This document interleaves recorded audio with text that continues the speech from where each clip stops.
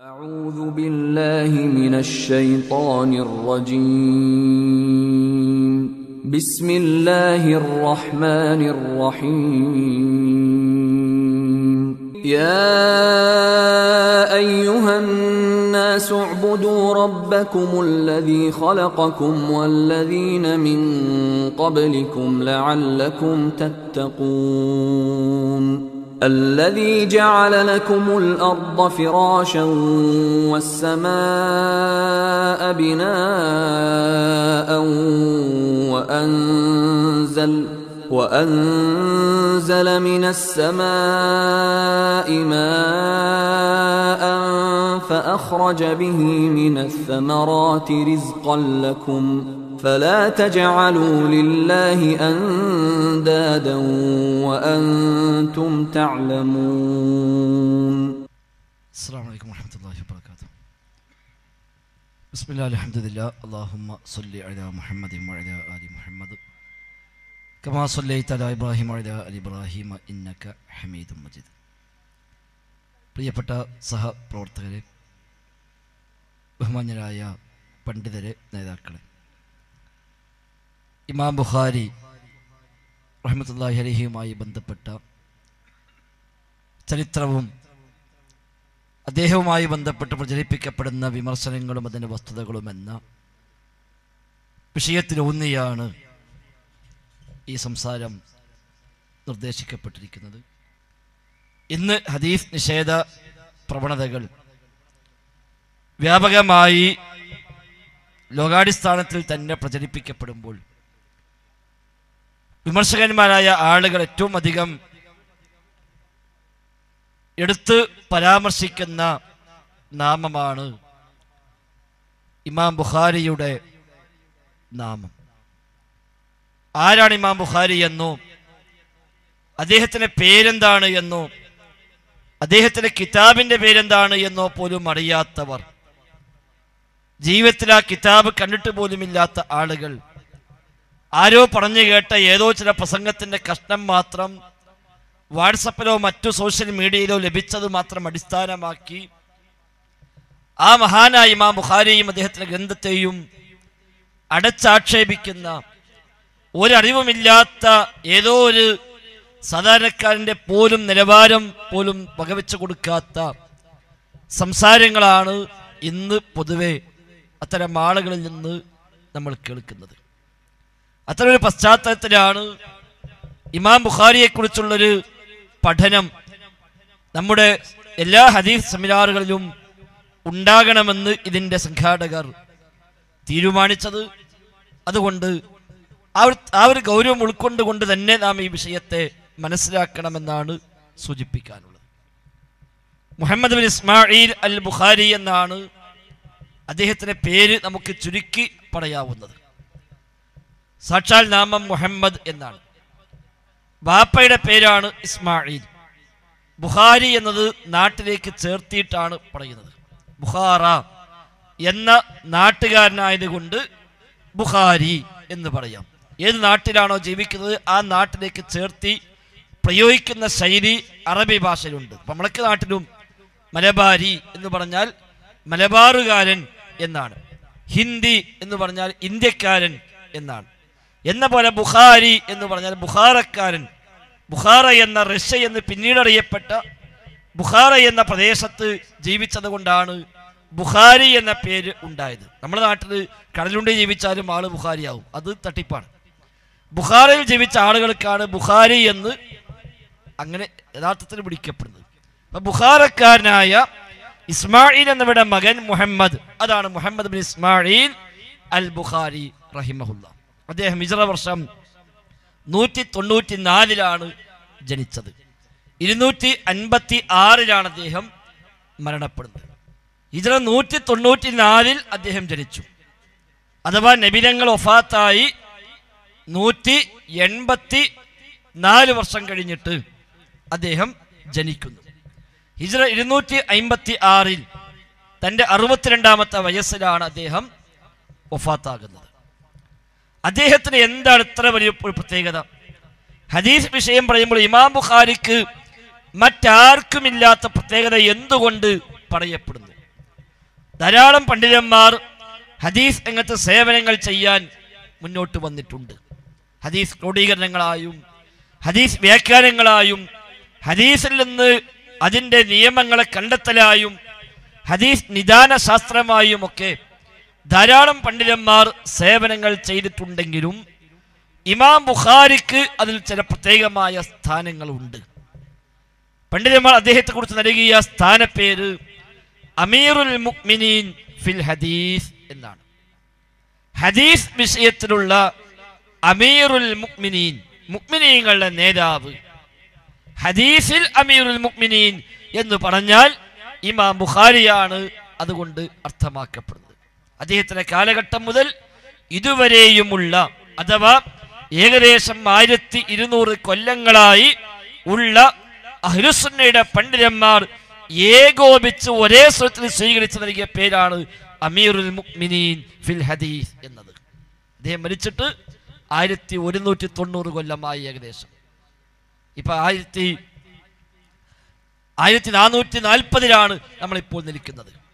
അപ്പൊ അദ്ദേഹം വഫാത്തായിട്ട് ഏകദേശം 1200 കൊല്ലങ്ങൾ തികയാറായി. ഈ 1200 കൊല്ലക്കാലത്തെ അഹ്ലുസുന്നയുടെ മുഴുവൻ പണ്ഡിതന്മാരും, ഹദീസ് പണ്ഡിതന്മാരാകട്ടെ കർമ്മശാസ്ത്ര പണ്ഡിതന്മാരാകട്ടെ മറ്റു ഇതര ഖുർആൻ വ്യാഖ്യാനത്തിലോ അഖീദ വിഷയത്തിലോ ഒക്കെ പ്രാവീണ്യം നേടി ആ രംഗത്ത് സേവനങ്ങൾ ചെയ്ത പണ്ഡിതന്മാരാകട്ടെ അഹ്ലുസുന്ന ഐക്യകണ്ഠേന സ്വീകരിച്ചു പോന്ന സ്ഥാനപ്പേരാണ് ഇമാം ബുഖാരിക്ക് അമീറുൽ മുഅ്മിനീൻ ഫിൽ ഹദീസ്, ഹദീസിൽ അമീറുൽ മുഅ്മിനീൻ എന്നത്. എന്തുകൊണ്ട് എതിരാളികൾ ഇമാം ബുഖാരിയെ തന്നെ മോശക്കാരനാക്കുന്നു? അമീർ മോശ എന്ന് വന്നാൽ പിന്നെ ബാക്കിയുള്ള മോശ പറയാൻ എളുപ്പമുണ്ട്.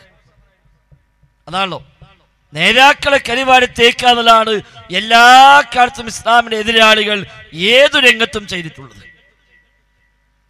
അമീർ മോശമാണ് എന്ന് വരുത്തി തീർത്താൽ പിന്നെ അയാളല്ലേ അമീർ, ഇനി ബാക്കിയുള്ള പറയേണ്ട കാര്യമില്ലല്ലോ എന്ന് മനുഷ്യർ ചിന്തിച്ചുകൊള്ളും.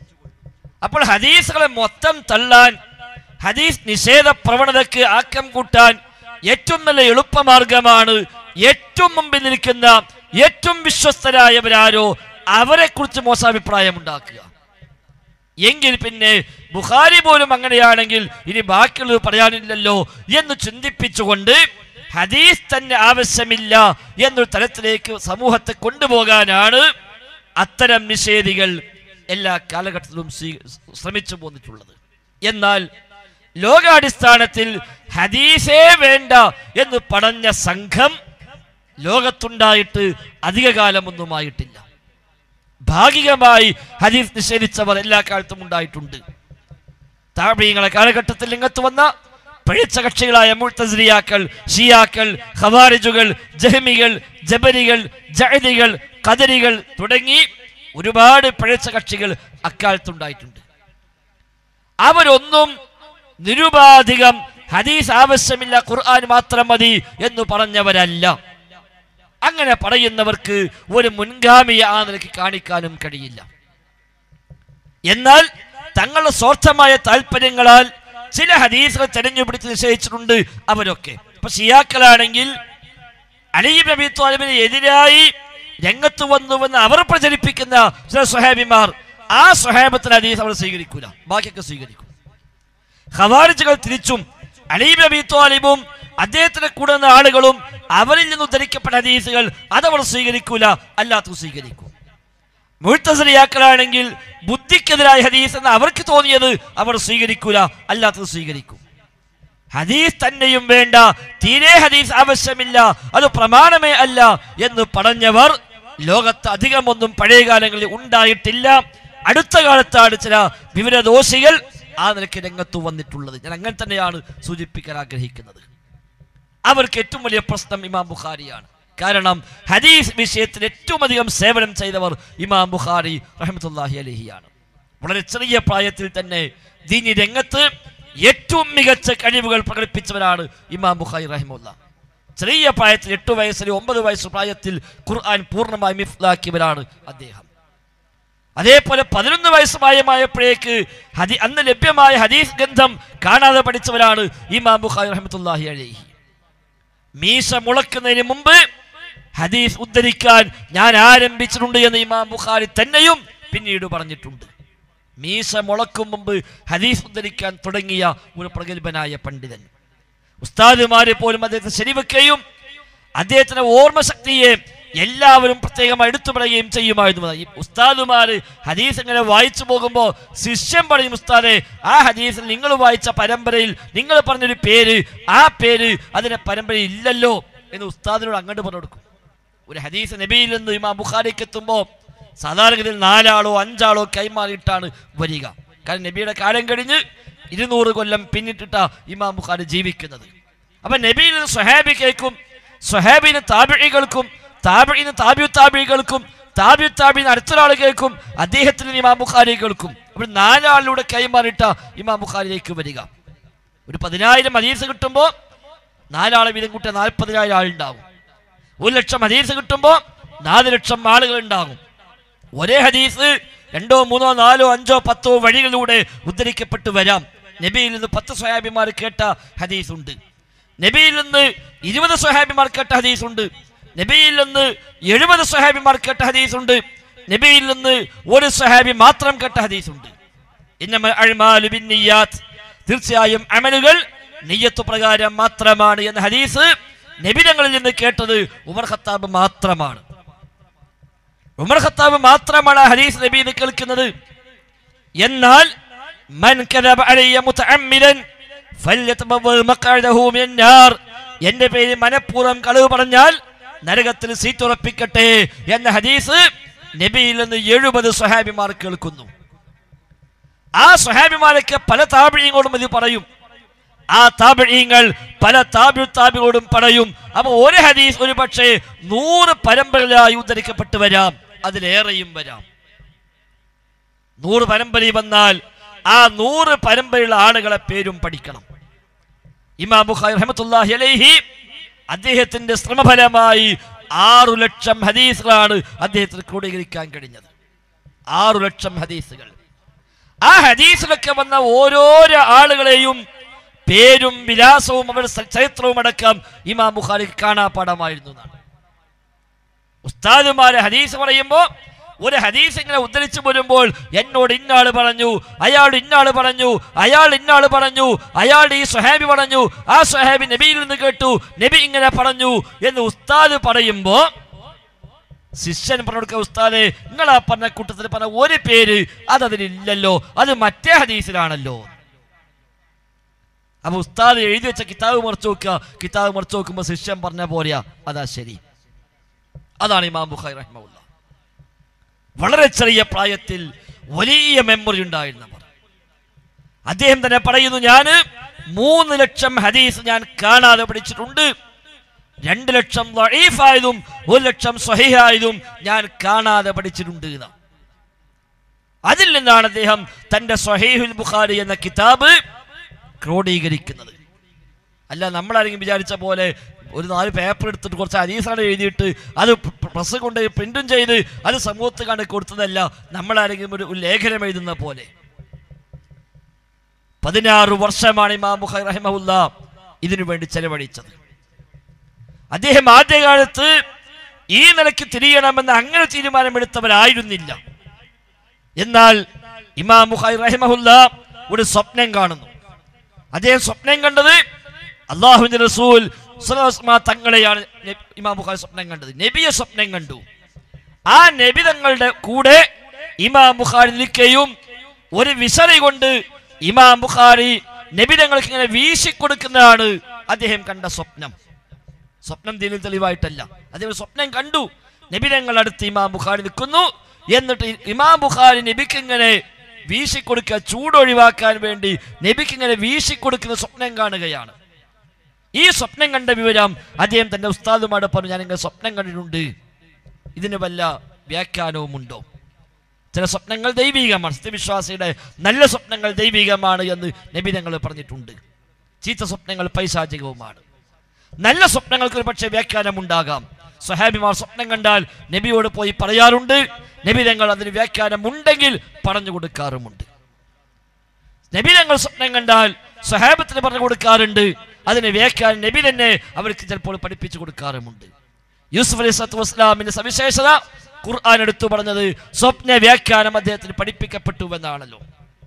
വഅല്ലംതനി മിൻ തഅ്വീലിൽ ഹദീസ്, സ്വപ്ന വ്യാഖ്യാനം റബ്ബേ നീ എനിക്ക് പഠിപ്പിച്ചു തന്നിട്ടുണ്ട് എന്ന് യൂസുഫ് അലൈഹിസ്സലാത്തു വസ്സലാം എടുത്തു പറയുന്നത് വിശുദ്ധ ഖുർആൻ സൂറത്ത് യൂസുഫിൽ പഠിപ്പിക്കുന്നുമുണ്ട്.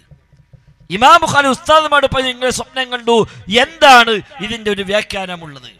അപ്പൊ ഉസ്താദുമാർ പറഞ്ഞു അള്ളാഹുവിന്റെ റസൂലിന്റെ ഹദീസുകൾക്ക് നേരെ വരുന്ന പോരായ്മകളെ തടുത്ത് ഒഴിവാക്കുന്ന ഒരു ദൗത്യം നിനക്ക് ഏറ്റെടുക്കാൻ പറ്റുമെന്നൊരു സൂചന അതിലുണ്ട്. അതുകൊണ്ട് എന്തുകൊണ്ട് നിനക്ക് അങ്ങനെ ചിന്തിച്ചുകൂടാ? ഹദീസ് നേരെ വരുന്ന പോരായ്മകൾ, ന്യൂനതകൾ, ഈ ന്യൂനതകളൊക്കെ ഇല്ലാതാക്കാൻ നിനക്ക് എന്തുകൊണ്ട് പരിശ്രമിച്ചുകൂടാ? അതാണ് ഇമാം ബുഖാരിയുടെ മനസ്സിൽ സ്ഥാനം പിടിച്ചത്. അങ്ങനെ അദ്ദേഹം ആ വഴിയിലേക്ക് ഇറങ്ങുന്നത്. അതുകൊണ്ട് ഹദീസ് രംഗത്ത് വലിയ സേവനങ്ങൾ അദ്ദേഹം ചെയ്യുകയുണ്ടായി. 16 കൊല്ലം ലോകത്തിന്റെ വ്യത്യസ്ത ഭാഗങ്ങളിൽ, ഇറാഖും ഇറാനും ബസറയും മക്കയും മദീനയും യമനും അടക്കമുള്ള ധാരാളം സ്ഥലങ്ങളിൽ പല പ്രാവശ്യമായി, ചില നാട്ടിൽ 2 പ്രാവശ്യം പോയി, ചില നാട്ടിൽ 3 പ്രാവശ്യം പോയി, ചില നാട്ടിൽ 4 പ്രാവശ്യം പോയി. ബഗ്ദാദിലേക്ക് ഞാൻ എത്ര പ്രാവശ്യം പോയി എന്ന് എനിക്ക് തന്നെ അറിയില്ല എന്ന് ഇമാം ബുഖാരി തന്നെയും പറയുന്നു. അങ്ങനെ 16 കൊല്ലം പൂർണ്ണമായും ചുറ്റിക്കറങ്ങി വ്യത്യസ്ത നാടുകളിൽ പോയി. അവിടെയൊക്കെ ഒരാൾക്ക് ഹദീസ് അറിയാമെന്ന് കേട്ടാൽ നേരെ ആ നാട്ടിലേക്ക് യാത്ര പോകുന്നു. ഉദാഹരണമായി പാണ്ടിക്കാടുള്ള ഒരാൾക്ക് ഒരു ഹദീസ് അറിയും എന്ന് ഇമാം ബുഖാരി അത് കേൾക്കുകയാണെങ്കിൽ അദ്ദേഹം നേരെ ഇവിടെ വരും. ഇവിടെ വന്നിട്ട് ആദ്യം തന്നെ അയാളെ പോയി കാണൂല. ഈ നാട്ടിൽ വന്ന് ഇവിടെ താമസമാക്കുന്നു. എന്നിട്ട് ഈ നാട്ടിലുള്ള ലഭ്യമായ വലിയ വലിയ പണ്ഡിതന്മാർ, ആ പണ്ഡിതന്മാരെ മുഴുവൻ ചെന്ന് കാണുന്നു. ഈ ആളെ കുറിച്ചുള്ള അഭിപ്രായം എന്താണെന്ന് ചോദിക്കും. ഓരോരുത്തരും പറഞ്ഞ അഭിപ്രായം ഇമാം ബുഖാരി എഴുതി വെക്കും. ഇയാളെ പറ്റി ഇയാൾ ഇങ്ങനെ പറഞ്ഞു, അയാൾ ഇങ്ങനെ പറഞ്ഞു, അദ്ദേഹം ഇങ്ങനെ പറഞ്ഞു, ഇദ്ദേഹം ഇങ്ങനെ പറഞ്ഞു, എല്ലാം എഴുതി വെക്കും. അങ്ങനെ 100% വിശ്വസ്തനാണ്, സ്വീകാര്യനാണ്. ജീവിതത്തിൽ ഒരു കളവ് പോലും പറഞ്ഞിട്ടില്ല, ഒരു പോരായ്മകൾ പോലും അദ്ദേഹത്തിന്റെ ജീവിതത്തിലില്ല. എല്ലാ അർത്ഥത്തിലും അദ്ദേഹം ക്ലിയർ ആണ് എന്ന് ബോധ്യമായി കഴിഞ്ഞാൽ മാത്രം ആ പണ്ഡിതനെ ചെന്ന് കാണുമ്പോൾ അദ്ദേഹത്തിന്റെ രീതി എന്താ, അദ്ദേഹത്തിന്റെ സംസാരം എങ്ങനെയാ, അദ്ദേഹത്തിന്റെ നിഷ്ഠ എങ്ങനെയാ, അദ്ദേഹം ജീവിതത്തിൽ പാലിക്കുന്ന സുന്നത്തുകൾ എങ്ങനെയാ, ഇതൊക്കെ അദ്ദേഹം ശ്രദ്ധിക്കും.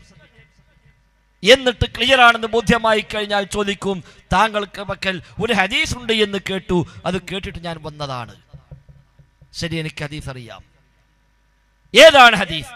ആ ഹദീസ് അദ്ദേഹം പറഞ്ഞു കൊടുക്കുമ്പോൾ പാലിക്കുന്ന മര്യാദകൾ പോലും ഇമാം ബുഖാരി ശ്രദ്ധിക്കും. ഒരു ഹദീസ് പറയുമ്പോൾ പാലിക്കേണ്ട ഗൗരവം, ഒരു ഗാംഭീര്യം, ഒരു ബഹുമാനം, അത് പോലും കൃത്യമായി നോട്ട് ചെയ്ത് അദ്ദേഹം ഹദീസ് പറഞ്ഞു കൊടുക്കുന്നു. ആ ഹദീസ് പറഞ്ഞു കഴിയുമ്പോൾ ചോദിക്കും, അമ്മൻ, എവിടുന്നാ നിങ്ങൾക്ക് ഈ ഹദീസ് കിട്ടിയത്? കാരണം അദ്ദേഹം നബിയെ കണ്ട ആളല്ലല്ലോ. അപ്പൊ എവിടുന്നാ ഈ ഹദീസ് കിട്ടിയത്? അപ്പൊ പറയും, എന്നോട് ഇന്നാള് പറഞ്ഞതാണ്. അദ്ദേഹം ജീവിച്ചിരിപ്പുണ്ടോ? ഉണ്ട്. നേരെ അടുത്ത യാത്ര അദ്ദേഹത്തിന്റെ നാട്ടിലേക്ക്. അവിടെ പോയി ഇതേ അന്വേഷണം നടത്തുന്നു. അദ്ദേഹത്തെ ചെന്ന് കാണുന്നു, ചോദിക്കുന്നു, ഈ ഹദീസ് താങ്കളോട് ആര് പറഞ്ഞു? എന്നോട് ഇന്നാള് പറഞ്ഞു. ആള് ജീവിച്ചിരിപ്പുണ്ടോ? ഇല്ലെന്ന് വന്നാൽ ആ നാട്ടിൽ പോകുന്നു, അയാളെ കുറിച്ച് അന്വേഷിക്കുന്നു.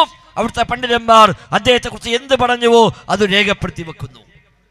അങ്ങനെ സ്വഹാബി വരെ എത്തുന്ന ഓരോ സ്റ്റെപ്പിലുമുള്ള ഓരോരുത്തരെയും കുറിച്ച് അന്വേഷിക്കുന്നു. സ്വഹാബിയിലേക്ക് എത്തിയാൽ പിന്നെ അന്വേഷണമില്ല. കാരണം സ്വഹാബിമാർ എല്ലാവരും വിശ്വസ്തരാണ്, നീതിമാന്മാരാണ്. ഒരു സ്വഹാബിയും സംശയിക്കേണ്ട കാര്യമില്ല. അങ്ങനെ അന്വേഷണം പൂർത്തിയായി കഴിഞ്ഞാൽ ആ ഹദീസ് ഇമാം ബുഖാരി സ്വീകരിച്ചാൽ തന്നെ ആ ഹദീസ് ഈ കിതാബിലേക്ക് എഴുതുകയില്ല. സ്വീകരിച്ചത് കൊണ്ട് മാത്രമേ ഈ കിതാബിലേക്ക് എഴുതില്ല. അതോടൊപ്പം ഈ ആള് വിശ്വസ്തനാണ് എന്നതുകൊണ്ട് മാത്രം ഹദീസ് സ്വഹീഹാവുകയില്ല. ഈ ആള് എന്നോട് ഇന്ന ആള് പറഞ്ഞു. ഉദാഹരണമായി പാണ്ടിക്കാട്ടുള്ള ആള് പറഞ്ഞത് എന്നോട് കാസർഗോഡുള്ള ആള് പറഞ്ഞത് വിചാരിക്കുക, സങ്കല്പിക്കുക, നമുക്ക് മനസ്സിലാൻ വേണ്ടി പറയാം. അപ്പൊ സ്വാഭാവികമായും കാസർഗോഡുള്ള ആളും പാണ്ടിക്കാടുള്ള ആളും തമ്മിൽ എങ്ങനെ കണ്ടുമുട്ടി? ഇവരെ എവിടുന്നാ കണ്ടത്? അപ്പൊ ഇദ്ദേഹം ജീവിതത്തിൽ എവിടൊക്കെ യാത്ര പോയി അത് അന്വേഷിക്കും, അത് കംപ്ലീറ്റ് രേഖപ്പെടുത്തി വെക്കും. ഇദ്ദേഹത്തിന്റെ യാത്രാ വിവരം കംപ്ലീറ്റ് കിട്ടുമ്പോൾ ആ യാത്രാ വിവരത്തിൽ എവിടെയും കാസർഗോഡ് എന്ന പ്രദേശമില്ല. അപ്പൊ അടുത്ത ശ്രമം കാസർഗോഡുള്ള ഹദീസ് പണ്ഡിതൻ എവിടൊക്കെ യാത്ര പോയി എന്ന് അന്വേഷിക്കും. അതിൽ പാണ്ടിക്കാടുമില്ല. അപ്പൊ എന്തായി? ഇദ്ദേഹം കാസർഗോട്ടേക്ക് പോയിട്ടില്ല, അദ്ദേഹം പാണ്ടിക്കാട്ടുക്കും വന്നിട്ടില്ല. അപ്പൊ കാണാൻ സാധ്യത കുറഞ്ഞു. പക്ഷേ അദ്ദേഹത്തിന്റെ യാത്രാ ഹിസ്റ്ററിയില് കോഴിക്കോടുണ്ട്, ഇദ്ദേഹത്തിനും കോഴിക്കോടുണ്ട്. അപ്പൊ സ്വാഭാവികമായിട്ടും അവിടെ വെച്ച് രണ്ടാളും കണ്ടുമുട്ടാൻ സാധ്യതയുണ്ടല്ലോ. എങ്കിൽ ഇദ്ദേഹം എന്നാ കോഴിക്കോട്ടേക്ക് പോയത്, എന്നാ തിരിച്ചു പോകുന്നത്, അദ്ദേഹം എന്നാ കോഴിക്കോട് വന്നത്, അദ്ദേഹം കോഴിക്കോട് വന്നപ്പോ ആരൊക്കെ അദ്ദേഹത്തെ കണ്ടു, ആരെയൊക്കെ അദ്ദേഹം കണ്ടു, ഇദ്ദേഹം ചെന്നപ്പോ ആരൊക്കെ കണ്ടു, ആരെയൊക്കെ ഇദ്ദേഹം കണ്ടു, അതെല്ലാം അന്വേഷിക്കും. അങ്ങനെ ഇവർ തമ്മിൽ അവിടുന്ന് കണ്ടുമുട്ടിയിട്ടുണ്ട് എന്ന് കൃത്യമായി തെളിഞ്ഞു കിട്ടിയെങ്കിൽ മാത്രമേ ഇമാം ബുഖാരി സ്വീകരിക്കുള്ളൂ. ഇങ്ങനെയൊക്കെ സ്വീകരിച്ചു കഴിഞ്ഞാൽ ആ ഹദീസ് സ്വഹീഹാണ് എന്ന് മനസ്സിലാക്കുന്നു. അപ്പോഴും ഈ കിതാബിൽ എഴുതുന്നില്ല. സ്വഹീഹായതെല്ലാം ഈ കിതാബിലേക്ക് എഴുതുകയില്ല. ഈ കിതാബിൽ എഴുതിയതെല്ലാം സ്വഹീഹാണ്.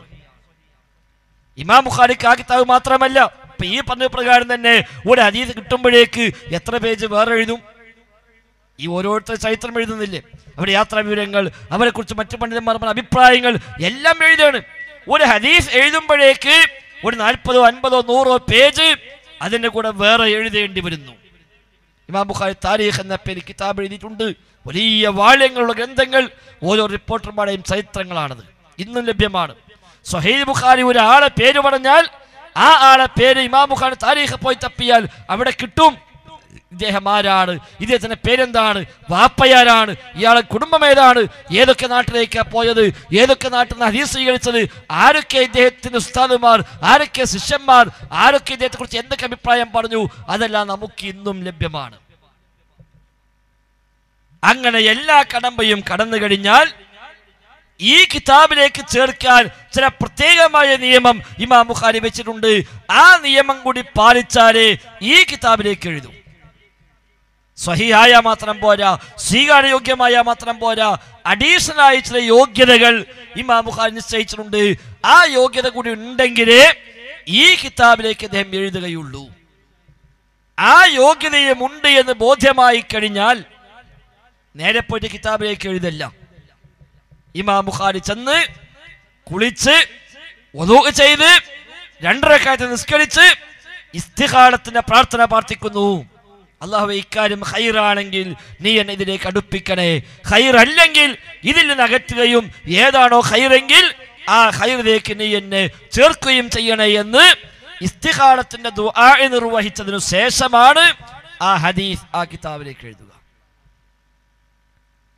അങ്ങനെ 16 കൊല്ലം കൊണ്ട് ആവർത്തനമടക്കം 8000-ൽ താഴെ 7000 ചില്ലാനം ഹദീസുകൾ ആ കിതാബിലേക്ക് അദ്ദേഹം എഴുതി. 7500 ഹദീസ് എഴുതണമെങ്കിൽ 15000 റക്അത്ത് അദ്ദേഹം സുന്നത്ത് നിസ്കരിച്ചിട്ടുണ്ടാകണല്ലോ. 7500 ഹദീസ് എഴുതുമ്പോൾ 15000 റക്അത്ത് സുന്നത്ത് നിസ്കരിച്ച് 7500 പ്രാവശ്യം സ്വലാത്തുൽ ഇസ്തിഖാറ, ഇസ്തിഖാറത്തിന്റെ നിസ്കാരം നിസ്കരിച്ചു പ്രാർത്ഥിച്ചിട്ടാണ് ഇമാം ബുഖാരി ആ കിതാബിലേക്ക് ഹദീസുകൾ എഴുതിയത്. ഇങ്ങനെ 16 കൊല്ലം കൊണ്ട് തന്റെ ഗ്രന്ഥ ക്രോഡീകരണം അദ്ദേഹം പൂർത്തിയാക്കി. ഇമാം ബുഖാരിയുടെ വക ഒരു വാക്ക് അദ്ദേഹം പറയുന്നില്ല. അദ്ദേഹത്തിന്റെ ശൈലി എന്താ? നബിതങ്ങൾ പറഞ്ഞുവെന്ന് ഈ സ്വഹാബി കേട്ടുവെന്ന്, ഈ താബിഈ കേട്ടുവെന്ന്, ഈ താബിഈ പറഞ്ഞുവെന്ന് ഇയാൾ എന്നോട് പറഞ്ഞിരിക്കുന്നു. വേറെ വർത്താനില്ല. ഇമാം ബുഖാരി എവിടെയും ഖാദി റസൂലുള്ളാഹി എന്ന് പറയുന്നില്ല, നബി പറഞ്ഞു എന്ന് പറയുന്നില്ല. നബി പറഞ്ഞു എന്ന് ഈ സ്വഹാബി പറഞ്ഞുവെന്ന്, ഈ താബിഈ പറഞ്ഞുവെന്ന്, ഈ താബിഈ പറഞ്ഞുവെന്ന് ഇയാൾ എന്നോട് പറഞ്ഞു. അതാ ഇമാം ബുഖാരിയുടെ ശൈലി. ആ ഓരോരുത്തരെയും ചരിത്രം അദ്ദേഹം രേഖപ്പെടുത്തി വെക്കുകയും ചെയ്തു. അത് ഇന്ന് നമുക്ക് പരിശോധന വിധേയമാക്കാൻ നമ്മുടെ മുമ്പിൽ കൃത്യമായിട്ടുണ്ട്. അങ്ങനെ 16 കൊല്ലം കൊണ്ട് ഇത് കംപ്ലീറ്റ് പൂർത്തിയാക്കി ശേഷം അദ്ദേഹം ഈ കിതാബിന് ഓരോ അധ്യായമാക്കി വേർതിരിക്കാൻ ഹെഡിങ് നൽകാൻ തീരുമാനിച്ചു. ഇമാം ബുഖാരിയുടെ ഹെഡിങ് ലോകത്തൊരു അത്ഭുതമാണ്. ഒരു ഹദീസിൽ നിന്ന് 10 വിഷയങ്ങൾ മനസ്സിലാക്കാൻ കഴിയുമെങ്കിൽ 10 ഹെഡിങ്ങിനായി ഇമാം ബുഖാരി ഈ ഹദീസ് കൊടുക്കും. ഇമാം ബുഖാരിയുടെ അത്രയും ആഴത്തിലുള്ള അറിവിനെയാണ് അത് സൂചിപ്പിക്കുന്നത്. ഒരു ഹദീസിൽ നിന്ന് എന്തെല്ലാം മനസ്സിലാക്കാൻ കഴിയും അത് ഇമാം ബുഖാരി പഠിച്ച് അതിലേക്കെല്ലാം സൂചന നൽകിക്കൊണ്ടാണ് ഇമാം ബുഖാരിന്റെ ഹെഡിങ് ഉണ്ടാവുക. ഹെഡിങ് അദ്ദേഹം രേഖപ്പെടുത്തുന്നത് മദീന പള്ളിയിൽ വെച്ചിട്ടാണ്. മദീന പള്ളിയിൽ വെച്ചാണ് അദ്ദേഹത്തിന്റെ കിതാബിന് ഹെഡിങ് അദ്ദേഹം തയ്യാറാക്കുന്നത്. എന്നിട്ട് ഓരോ ഹെഡിങ്ങും മനസ്സിലേക്ക് രൂപപ്പെട്ട് വന്ന് അതിന് വാചകം തീരുമാനിച്ചു കഴിഞ്ഞാൽ റൗളയിൽ ചെന്ന് നമസ്കരിച്ച് റബ്ബിനോട് ദുആ ചെയ്തിട്ടാണ് ഓരോ ഹെഡിങ്ങും അദ്ദേഹം എഴുതിയത്. ആ പഠനം, ആ പ്രവർത്തനം പൂർത്തിയായി കഴിഞ്ഞാൽ കിതാബിന്റെ പണി കഴിഞ്ഞു, പക്ഷേ സമൂഹത്തിന് കൈമാറിയിട്ടില്ല. ശേഷം ഇമാം ബുഖാരി ചെയ്തത്, അന്നത്തെ ഏറ്റവും വലിയ ഹദീസ് പണ്ഡിതന്മാർ, ഇമാം ബുഖാരി ഉസ്താദുമാര് കൂടിയായ അന്നത്തെ ഏറ്റവും വലിയ ഹദീസ് പണ്ഡിതന്മാരായ 3 പണ്ഡിതന്മാർ, ആ 3 പണ്ഡിതന്മാർക്ക് ഇത് പരിശോധിക്കാൻ കൊടുത്തു. ഒന്ന് ഇമാം അഹ്മദ് ബിൻ ഹംബൽ റഹിമഹുല്ലാ, 2 യഹ്യ ബിൻ മഈൻ റഹിമഹുല്ലാ, 3 അലി ബിൻ മദീനി റഹിമഹുല്ലാ. ഈ 3 പേർ അന്നത്തെ ഏറ്റവും വലിയ പ്രഗത്ഭരായ ഹദീസ് പണ്ഡിതന്മാരാണ്. ആ 3 പേർക്കും കൊണ്ടുപോയി കൊടുത്തപ്പോൾ ഞാനിങ്ങനെ ഒരു ഹദീസ് ക്രോഡീകരണം ഉണ്ടാക്കിയിട്ടുണ്ട്, നിങ്ങൾ പരിശോധിക്കണം. അങ്ങനെ അവർ 3 പേരും പരിശോധിച്ചു, അവർ അംഗീകാരം നൽകി. ആ പരിശോധനയിൽ 3-4 ഹദീസുകൾക്ക് ഇമാം അഹ്മദ് ഇമാം ബുഖാരിയോട് ഒരു ചെറിയ അഭിപ്രായം ചോദിച്ചു. ഇത് വേണ്ടെന്നല്ല, ലഈഫാന്നല്ല, ഒരു ചെറിയ അഭിപ്രായം ഇമാം അഹ്മദ് ചോദിച്ചു. അദ്ദേഹം ചോദിച്ചുവെന്ന കാരണത്താൽ അതും ഇമാം ബുഖാരി ഒഴിവാക്കി ആ കിതാബ്. ഇമാം അഹ്മദ് അങ്ങനെ പറഞ്ഞ സ്ഥിതിക്ക് ഇനി അത് വേണ്ട. എന്നിട്ട് ഇമാം ബുഖാരി അതിനെ പണി പൂർത്തിയാക്കിയതിനു ശേഷം അദ്ദേഹത്തിന്റെ കാലക്കാരായ, അദ്ദേഹത്തിന്റെ ശിഷ്യന്മാരായ അന്നത്തെ പ്രഗത്ഭരായ പണ്ഡിതന്മാർക്ക് ഇമാം ബുഖാരി ഈ കിതാബ് പൂർണ്ണമായും പഠിപ്പിച്ചു കൊടുക്കുന്നു. ഇമാം ബുഖാരിയിൽ നിന്ന്, അദ്ദേഹത്തിന്റെ നാവിൽ നിന്ന് ആ കിതാബ് ആദ്യം മുതൽ അവസാനം വരെ ഓതി പഠിച്ചവർ, ചൊല്ലി പഠിച്ചവർ, വായിച്ചു പഠിച്ചവർ 90,000 പണ്ഡിതന്മാരാണ്. 90,000 പണ്ഡിതന്മാർ, ഹിജ്റ 3-ാം നൂറ്റാണ്ടിൽ ജീവിച്ച 90,000 പണ്ഡിതന്മാർ ഇമാം ബുഖാരി നാവിൽ നിന്ന് സ്വഹീഹുൽ ബുഖാരി ആദ്യം മുതൽ അവസാനം വരെ പഠിച്ചെടുക്കുന്നു. ഇമാം ബുഖാരിക്ക് ഹദീസ് പഠിപ്പിച്ചു കൊടുത്ത ഉസ്താദുമാരാവട്ടെ 1800 ഉസ്താദുമാരാണ്. 1800 ഉസ്താദുമാരിൽ നിന്ന് ഹദീസ് പഠിച്ചൊരു മഹാപണ്ഡിതൻ, 90,000 ശിഷ്യന്മാർക്ക് ഈ കിതാബ് പഠിപ്പിച്ചു കൊടുത്തൊരു പണ്ഡിതൻ. അങ്ങനെയാണ് ആ കിതാബ് ലോകത്തേക്ക് എത്തുന്നത്. അത് കാണാതെ പഠിച്ച ആയിരക്കണക്കിന് പണ്ഡിതന്മാർ എല്ലാ തലമുറയിലും ലോകത്ത് ജീവിച്ചിട്ടുണ്ട്, ഇന്നും ജീവിക്കുന്നുണ്ട്. സ്വഹീഹ് ബുഖാരി പൂർണ്ണമായും ഇഫ്ലാക്കിയവർ ലോകത്തിന്നുമുണ്ട്. അത് കുറ്റിയേറ്റ് പോയിട്ടൊന്നുമില്ല. ഇന്ത്യയിൽ പോലും അങ്ങനെ ജീവിച്ച പണ്ഡിതന്മാരുണ്ട്, കേരളത്തിലില്ലാന്നേ ഉള്ളൂ. അതാണ് സഹോദരങ്ങളെ സ്വഹീഹ് ബുഖാരി എന്ന കിതാബ്.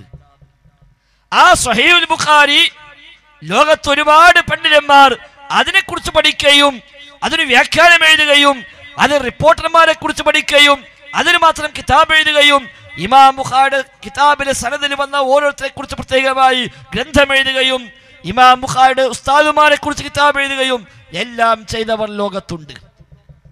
സ്വഹീഹ് ബുഖാരി എന്ന കിതാബിനെ കുറിച്ച് ലോകത്ത് നടന്ന പഠനങ്ങൾ, എഴുതപ്പെട്ട ഗ്രന്ഥങ്ങൾ, റിസർച്ചുകൾ, അത് എല്ലാം കൂടെ നാം ശേഖരിക്കുന്നുവെങ്കിൽ ഏറ്റവും ചുരുങ്ങിയത് 1000 ഗ്രന്ഥമെങ്കിലും, 1000 കിതാബെങ്കിലും സ്വഹീഹുൽ ബുഖാരി എന്ന കിതാബിനെ കുറിച്ച് എഴുതപ്പെട്ട കിതാബ് ലോകത്തുണ്ട്.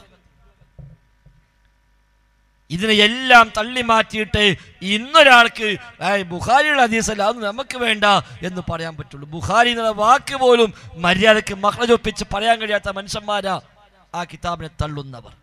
എന്തേ കാരണം? ഓല് പറയാം ബുദ്ധിക്കെതിരാണ് എന്ന്. ആരെ ബുദ്ധിക്ക്? ആരെ ബുദ്ധിക്കെതിര്? നബി തങ്ങൾക്കെതിരെ സിഹ്ർ ചെയ്യപ്പെട്ടുവെന്ന ഹദീസ് സ്വഹീഹ് ബുഖാരിയിലുണ്ട്. ശരിയാ, ജൂതനായ ലബീദ് ഇബ്നു അഅസം അല്ലാഹുവിന്റെ റസൂലിനെതിരെ സിഹ്ർ ചെയ്തു, അതിന് ചില സ്വാധീനങ്ങൾ നബി തങ്ങൾക്കുണ്ടായി എന്ന ഹദീസ്. ചില മനുഷ്യന്മാർ ഇപ്പൊ പറയാ ആ ഹദീസ് എടുക്കാൻ പറ്റില്ല. എന്താ കാരണം? സിഹിർ സത്യപ്പെടുത്തുന്നവൻ സ്വർഗത്ത് കടക്കൂലെന്ന് ഹദീസുണ്ട്. അതുകൊണ്ട് വിശ്വസിച്ചാൽ അവൻ സ്വർഗത്ത് പോകൂല. സിഹിർ സത്യപ്പെടുത്തുന്നവൻ സ്വർഗത്തിൽ പ്രവേശിക്കില്ല, ഹദീസുണ്ട്. ശരിയാ? ആ ഹദീസ് എവിടുന്ന കിട്ടിയത്? ആ ഹദീസ് കിട്ടിയത് എവിടുന്ന? ഇമാം അഹ്മദിന്റെ മുസ്നദ് അഹ്മദിലാണ് ആ ഹദീസ് ഉള്ളത്. ഇമാം അഹ്മദിന്റെ കിതാബിൽ ആ ഹദീസ് ഉണ്ട്. ഏത്? സിഹിർ സത്യപ്പെടുത്തുന്നവൻ സ്വർഗത്ത് കടക്കൂല എന്ന്. ആ ഇമാം അഹ്മദ് ആണല്ലോ സ്വഹീഹ് ബുഖാരി പരിശോധിച്ചത്. ആ ഹദീസ് റിപ്പോർട്ട് ചെയ്ത ഇമാം അഹ്മദ് ആണ് സ്വഹീഹ് ബുഖാരി പരിശോധിക്കുന്നത്. പരിശോധിച്ച ഇമാം അഹ്മദ് കാണാത്തൊരു കുഴപ്പം എങ്ങനെ പിന്നെ കണ്ടു? മാത്രമല്ല, സിഹിർ സത്യപ്പെടുത്തുന്നവൻ സ്വർഗത്ത് കടക്കൂല എന്ന ഹദീസ് ഏത് കിതാബിലാണോ ഉള്ളത് അതേ കിതാബിലുണ്ട് നബി തങ്ങൾക്കെതിരെ ജൂതൻ സിഹിർ ചെയ്തു എന്ന ഹദീസും ആ കിതാബിൽ തന്നെ ഉണ്ട്. പിന്നെ പറയും ഈ ഹദീസ് ഉദ്ധരിച്ച റിപ്പോർട്ടില് ഇശാമ എന്നാളുണ്ട്. ആ ഇശാമിന് ഇമാം മാലിക് ഇഷ്ടപ്പെടാറില്ല എന്ന് പറഞ്ഞിട്ടുണ്ട്. ആ ഇമാം മാലിക്കിന്റെ കിതാബ് എടുത്ത് നോക്കുക. ഇമാം മാലിക്കിന്റെ കിതാബാണല്ലോ ഇമാം ബുഖാരി കാണാപാഠം പഠിച്ച ഒരു കിതാബ്. ആ ഇമാം മാലിക്കിന്റെ കിതാബില് 8ാമത്തെ ഹദീസ് ഈ സിഹിറിന്റെ ഹദീസിന്റെ അതേ പരമ്പരയാണ്. സിഹിറിന്റെ ഹദീസിന് ഏതാണോ ഇമാം ബുഖാരി കൊടുത്ത പരമ്പര, ആ പരമ്പരയിൽ വന്ന ഹിഷാം, അതേ ഹിഷാമിൽ നിന്ന് ഇമാം മാലിക് ഉദ്ധരിച്ച ഹദീസ് അദ്ദേഹത്തിന്റെ കിതാബിൽ 8ാം നമ്പർ ഹദീസായി കാണാം. അപ്പൊ അതൊക്കെ വെറുതെ ദുർന്യായം പറയാന്നല്ലാതെ ലോകത്ത് വൈജ്ഞാനികമായി പറഞ്ഞ ഒരു മനുഷ്യനെ കാണൂല. ഓരോ ഹദീസും ഈ കിതാബിലേക്ക് എഴുതാൻ 2 റക്അത്ത് നിസ്കരിച്ച് പ്രാർത്ഥന പ്രാർത്ഥിച്ചുവെങ്കിൽ ഈ ഹദീസ് നമുക്ക് വേണ്ട എന്ന് പറയാൻ ഈ മനുഷ്യന്മാർ ജീവിതത്തിൽ ഒരിക്കലെങ്കിലും നിസ്കരിച്ചിട്ടുണ്ടോ? ഈ ഹദീസ് പറ്റൂല, അത് ബുദ്ധിക്കെതിരാണ്, ഖുർആനെതിരാണ് എന്ന് പറയാൻ 2 റക്അത്ത് നിസ്കരിച്ച ഒരു ഹദീസ് നിഷേധമുണ്ടോ ചോദിക്കി? ഉണ്ടാവില്ല. 2 റക്അത്ത് നിസ്കരിച്ചിട്ട് പഠിച്ചോനെ ഇതാ ഞാൻ ഇത് തള്ളാൻ പോവുകയാണ്, അത് ഖൈറാണെങ്കിൽ എന്നെ അതിലേക്ക് അടുപ്പിക്കണേ, അത് ശർറാണെങ്കിൽ അകറ്റി തരണമേ എന്ന് പ്രാർത്ഥിച്ചിട്ട് ഒരു ഹദീസ് തള്ളിയ ഒരു മനുഷ്യൻ ലോകത്തുണ്ടാവോ? ഉണ്ടാവില്ല. സ്വഹീഹ് ബുഖാരി എന്ന കിതാബ് ജീവിതത്തിൽ ആദ്യം മുതൽ അവസാനം വരെ നീ ഒരു വട്ടം വായിച്ചിട്ടുണ്ടോ ചോദിച്ചു നോക്കുക? ഇല്ല. ഖുർആൻ സൂറത്ത് ഫാത്തിഹ മുതൽ നാസ് വരെ ഒരു പ്രാവശ്യം അർത്ഥം പറഞ്ഞ് ഓതിയിട്ടുണ്ടോ ചോദിക്കുക? അമാനി മൊഴിന്റെ പരിഭാഷ വായിക്കണ്ട, പറപ്പുരുസ്താദിന്റെ പരിഭാഷെങ്കിലും ആദ്യം മുതൽ അവസാനം വരെ നീ വായിച്ചിട്ടുണ്ടോ ചോദിച്ചു നോക്കുക? ഇല്ല. എന്നിട്ട് ഓനാ പറഞ്ഞത് ഖുർആനെതിരാണ്. 8ാം വയസ്സിൽ ഖുർആൻ ഇഫ്ലാക്കി, 9ഉം 10ഉം വയസ്സിൽ ഹദീസ് കിതാബ് ഇഫ്ലാക്കി, 11ാമത്തെ വയസ്സിലടക്കം ഹദീസിന്റെ സേവനങ്ങൾ ആരംഭിച്ച് മീശ മുളയ്ക്ക് മുമ്പ് ഹദീസ് റിപ്പോർട്ട് ചെയ്യാൻ തുടങ്ങി. ഉസ്താദുമാർക്കടക്കം തിരുത്തിക്കൊടുത്ത് ഏറ്റവും വലിയ പണ്ഡിതന്മാരെ കൊണ്ട് പരിശോധിപ്പിച്ച് 90,000 ശിഷ്യന്മാർക്ക് ഹദീസ് പഠിപ്പിച്ചു കൊടുത്ത ഇമാം ബുഖാരി കാണാത്ത ഒരു ഖുർആനെതിരായ എന്ന ഒരു രീതി, ഖുർആൻ ഒരു പ്രാവശ്യം വായിച്ചിട്ടില്ലാത്തവൻ, ഹദീസ് ഒരു പ്രാവശ്യം വായിച്ചിട്ടില്ലാത്തവർ, ഇമാം ബുഖാരിയുടെ പേര് പോലും അറിയാത്തവർ, ഇമാം ബുഖാരിയുടെ കിതാബ് ജീവിതത്തിൽ കണ്ടിട്ട് പോലും ഇല്ലാത്തവർ, അവരെ പറയാ ഇത് ഖുർആനെതിരാണ്. ഓണെന്തോ കുഴപ്പമുണ്ട് മനസ്സിലാക്കാന്നല്ലാതെ അതിന് വന്ന് പോയി കൊടുക്കേണ്ട കാര്യം നമുക്കില്ല. ശൈഖുൽ ഇസ്ലാം ഇബ്നു തൈമിയ്യ റഹിമഹുല്ലാഹ് ഒരു കിതാബ് എഴുതിയിട്ടുണ്ട്, ദർഉ തആറുദിൽ അഖ്ലി വന്നഖൽ, ബുദ്ധിയും പ്രമാണവും എതിരാവുക ഇല്ല എന്ന് സ്ഥാപിക്കാൻ ആ കിതാബ്. അതിന് ഷെയ്ഖ് പഠിപ്പിക്കുകയാണ്, നബി തങ്ങൾ പറഞ്ഞു വന്നൊരു ഹദീസ് നമുക്ക് കിട്ടിക്കഴിഞ്ഞാൽ സ്വഹീഹാണോ അല്ലേ എന്ന് ലഭ്യമായ എല്ലാ മാനദണ്ഡങ്ങളും വെച്ചുകൊണ്ട് പരിശോധിക്കാം. ഇനി പരിശോധിച്ചു, അത് സ്വഹീഹാണ്, സ്വീകാര്യമാണ്, ഒരു തകരാറും കാണുന്നില്ല, പക്ഷേ അവന്റെ ബുദ്ധിക്ക് ഉൾക്കൊള്ളുന്നില്ല എങ്കിൽ അവന്റെ ബുദ്ധിക്ക് കുഴപ്പമുണ്ട് മനസ്സിലാക്കുക, ഹദീസിന് കുഴപ്പമുണ്ട് മനസ്സിലാക്കാൻ പറ്റൂല. അതാണ് വസ്തുത സഹോദരന്മാരെ. അതിൽ നിന്നും മാറിയിട്ട് ഖുർആനെതിരായ ഹദീസ്, ബുദ്ധിക്കെതിരായ ഹദീസ് എന്ന് പറഞ്ഞ് ഓരോരുത്തരും ഓരോന്ന് തട്ടുക. കാരണം ഓ മനസ്സിലാക്കിയത് വേറെ കോലത്ത്, അതോട് അതാ പ്രശ്നം. അവൻ വെച്ച അർത്ഥമാണ് കുഴപ്പം, ഹദീസിന് കുഴപ്പമില്ല. അവൻ സ്വന്തം അർത്ഥം വെച്ചു, എന്നാ ഓൻ ആവശ്യമുള്ളടത്തോ ഖുർആനെതിരായി കൊടുക്കും ചെയ്യും. ഇപ്പൊ അങ്ങനെ എടുക്കുന്ന ഒരാളെ സംബന്ധിച്ച് ഖുർആനെതിരായി എല്ലാം ഒഴിവാക്കണ്ടേ? പക്ഷെ അത് ഒഴിവാക്കുക. അപ്പൊ ഖുർആനിൽ പറഞ്ഞു നിങ്ങൾക്ക് ശവം ഹറാമാണ്, ഹുർരിമത് അലൈക്കുമുൽ മൈത, ശവം നിങ്ങൾക്ക് ഹറാമാണ്. സൂറത്ത് മാഇദയിൽ അല്ലാഹു തആല പരിചയപ്പെടുത്തി ശവം ഹറാം. ഏത് ശവം ഹറാം? ഏത് ശവമെന്ന് പറഞ്ഞിട്ടില്ല, ഏത് ശവമാണെന്ന് പറഞ്ഞിട്ടില്ല. അൽ മൈതത്തു എന്ന് പറഞ്ഞതുകൊണ്ട് എല്ലാ ശവങ്ങളും ഹറാമാണ് എന്നാണ് അതിനർത്ഥം. അപ്പൊ ചത്ത ഒരു സാധനം പറ്റൂല, അതൊക്കെ ഹറാമാണ് എന്ന് ഈ ആയത്തിൽ നിന്ന് കിട്ടുന്നു. ഹദീസിൽ കാണുന്നു 2 ശവം ഹലാലാണ്. ഒന്ന് മത്സ്യം, മറ്റൊന്ന് ജറാദ്, വെട്ടുകിളി. ഖുർആന് പറയാ ശവം ഹറാം, എല്ലാ ശവം ഹറാം ഖുർആന് പറയാം. ഹദീസ് 2 ശവം ഹലാൽ. അപ്പൊ അഖിലാൻ എന്ത് ചിന്തിക്കണം? ഓ, ഈ ഹദീസ് ഖുർആൻ എതിരാട്ടോ. ഖുർആൻ അള്ളാഹ് പറഞ്ഞത് ശവം ഹറാം എന്നാ, ഇതിന് പറയാ ശവം ഹലാൽ. അതുകൊണ്ട് ഇത് ഖുർആൻ എതിരാ, ഈ ഹദീസ് എനിക്ക് വേണ്ട. എന്തേ തീരുമാനിക്കാത്തത്? അത് ഒരു അഖിലാനും തീരുമാനിക്കണില്ല, ഒരു ചേകഞ്ഞൂരും തീരുമാനിക്കണില്ല. കാരണം എന്താ? അത് തീരുമാനിച്ചാൽ മത്സ്യം കഴിക്കാൻ പറ്റൂല. മത്സ്യം നമ്മുടെ കൈക്ക് ചത്തതല്ലേ? ചത്ത മത്സ്യം എല്ലാ ഹദീസ് നിഷേധം ഭക്ഷിക്കുന്നു. ഖുർആന് മാത്രം മതി, ഹദീസ് വേണ്ട എന്ന് പറഞ്ഞ ടീച്ചറടക്കം മത്സ്യം വെട്ടി വിഴുങ്ങും. എന്തേ കാരണം? അല്ലാഹ് പറഞ്ഞ ശവം പറ്റൂലാന്നാ. ശവം ഹറാമാണ്. ഹുർരിമത് അലൈക്കുമുൽ മൈത, എല്ലാ ശവങ്ങളും ഹറാമാകുന്നു. പിന്നെ എന്തിനാ ചത്ത മത്സ്യം കഴിക്കുന്നത്? ഇപ്പൊ ചിലർ കണ്ടെത്തി ആലോചിച്ച് ഒപ്പിച്ചുണ്ടാക്കി പറഞ്ഞ ഖുർആനിലുണ്ട് കടലിലെ വേട്ട അനുവദനീയാന്നുണ്ട്, അതാ ഞങ്ങൾക്ക് തെളിവ്. അവിടെ ശവം തിന്നാന്നില്ല.